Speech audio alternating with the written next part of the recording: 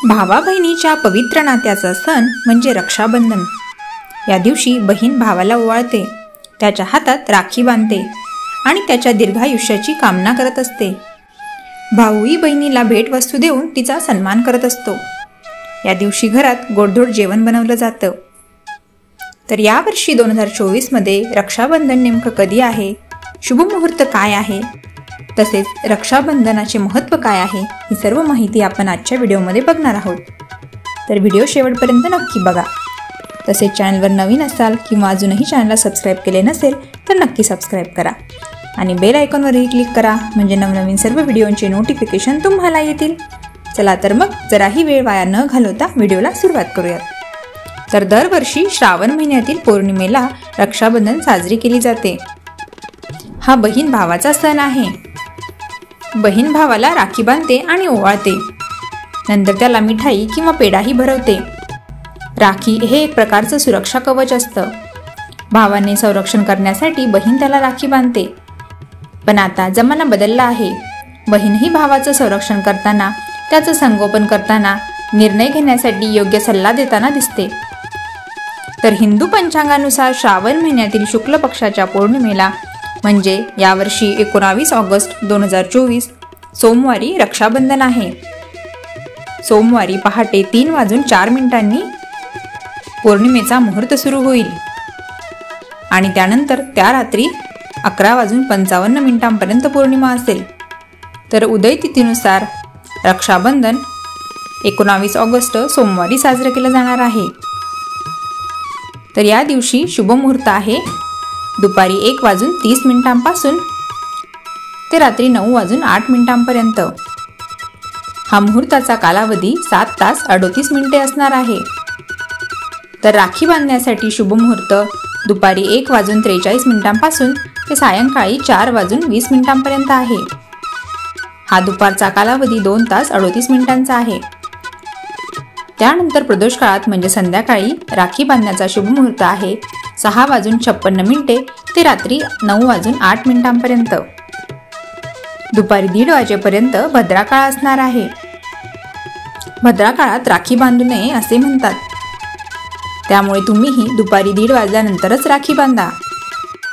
यावर्षी रक्षाबंधन हे श्रावणी सोमवारी आल्यामुळे महादेव शिवशंकरांना एक राखी अर्पण करणे शुभ ठरते असे सांगितले जाते। तर रक्षाबंधनच्या दिवशी नेमके काय करावे, राखी कशी बांधावी ते आता आपण जाणून घेऊयात। रक्षाबंधनच्या दिवशी सकाळी स्नान आदी कार्य उरकून शुचिर्भूत व्हावे, घरातील देवतांना नमस्कार करावा, आराध्य देवता कुलदेवता यांचे नामस्मरण करावे, नमस्कार करून त्यांचे शुभ आशीर्वाद घ्यावेत। एका ताटात किंवा ताम्हणात राखी, अक्षता, कुंकू घ्यावे। अक्षता या पाण्यात थोड्या ओल्या करून घ्याव्यात, निरांजनही तयार करावे। राखीचे साहित्य असलेले हे ताट किंवा ताम्हण देवघरात नेऊन बाळकृष्णाला किंवा आपल्या आराध्य देवतेला एक राखी अर्पण करावी। रक्षाबंधनाचा विधी सुरू असताना भावाचे सुमुख पूर्व दिशेला असावे, यामुळे सर्व देवतांचे आशीर्वाद प्राप्त होतात असे सांगितले जाते। राखी बांधताना भावाने टोपी, फेटा, पगडी काहीतरी डोक्याला बांधावे। यापैकी काहीच उपलब्ध नसल्यास रुमाल बांधावा। रक्षाबंधनाच्या विधीत बहिणीने प्रथम भावाच्या कपाळावर कुंकू लावावे। कुंकू लावल्यानंतर त्यावर अक्षता लापाव्यात। यानंतर आशीर्वाद म्हणून अक्षता भावाच्या डोक्यावर टाकाव्यात। या विधीनंतर सुपारी, मुटके, 1 रुपया, सोन्याचं काहीतरी याने ओवाळून भावाचे औक्षण करावे। औक्षण केल्यानंतर भावाच्या उजव्या हातावर रक्षासूत्र म्हणजेच राखी बांधावी। रक्षाबंधन करताना शक्य असल्यास मंत्र उच्चार करावा, यामुळे राखीच्या धाग्यात शक्तीचा संचार होतो असे मानले जाते। रक्षाबंधनाच्या विधीनंतर भावा बहिणींनी एकमेकांना मिठाई द्यावी। भाऊ मोठा असेल तर बहिणीने भावाला वाकून नमस्कार करावा आणि बहीण मोठी असल्यास भावाने बहिणीला वाकून नमस्कार करावा। रक्षाबंधन आटोपल्यानंतर भावाने वस्त्र, आभूषणे किंवा इच्छित भेटवस्तू बहिणीला देऊन तिच्या सुखी जीवनासाठी प्रार्थना करावी। तर नेमका कोणता मंत्र म्हणावा? येन बद्धो बलिराजा दानवेंद्रो महाबलः तेन त्वां प्रतिबद्धनामि रक्षेमाचल माचल।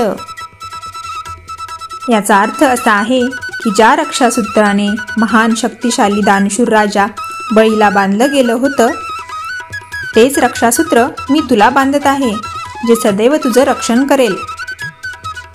ते लावताना देखील तुम्ही अजून एक मंत्र म्हणू शकतात. तो असा की सिंदूरम सौभाग्यवर्धनम पवित्रम पापनाशनम आपदम हरते नित्यम लक्ष्मीस्तिष्ठती सर्वदा. तर रक्षाबंधनाची बळीराजाची कथा कोणती आहे ती आता आपण ऐकूयात. तर ही कथा विष्णू पुराणात सांगितली जाते. बळीराजा दानशूर व भगवान विष्णूंचे भक्त होते. एकदा त्यांनी यज्ञाचे आयोजन केले. देवराज इंद्र राजा बळी या यज्ञानं शक्तिशाली होईल या विचारानं घाबरून गेले. तेव्हा इंद्र आणि सर्व देवतांनी भगवान विष्णूंकडे जाऊन प्रार्थना केली. त्यावर विष्णूने वामन अवतार घेतला आणि बळीच्या यज्ञात जाऊन 3 पावले भूमीचे दान मागितले. बळीराजा एवढा उदार होता की त्याने वामन रूपी विष्णूस तत्काळ तथास्तु म्हटले. एका पावलात त्याने पृथ्वी व्यापून टाकली, दुसऱ्या पावलात आकाश व्यापून टाकले व बळीस विचारले, आता तिसरे पाऊल कुठे ठेवू? त्यावर बळीराजाने अत्यंत नम्रपणे सांगितले की तिसरे पाऊल माझ्या डोक्यावर ठेव. हीच संधी साधून वामनाने तिसरे पाऊल बळीच्या डोक्यावर ठेवले आणि त्याला पाताळात दडविले. वर बळीराजास वरदान मागण्यास सांगितले. त्यावर बळीराजानं विष्णूला त्याच्यासोबत पाताळात निवास करण्यास सांगितलं. तेव्हा भगवान विष्णू वामन रूपी अवतारात पाताळात राहू लागले. विष्णू पाताळात गेल्यानंतर त्यांना परत आणण्यासाठी लक्ष्मीदेवी एका गरीब महिलेचं रूप घेऊन पाताळात गेल्या.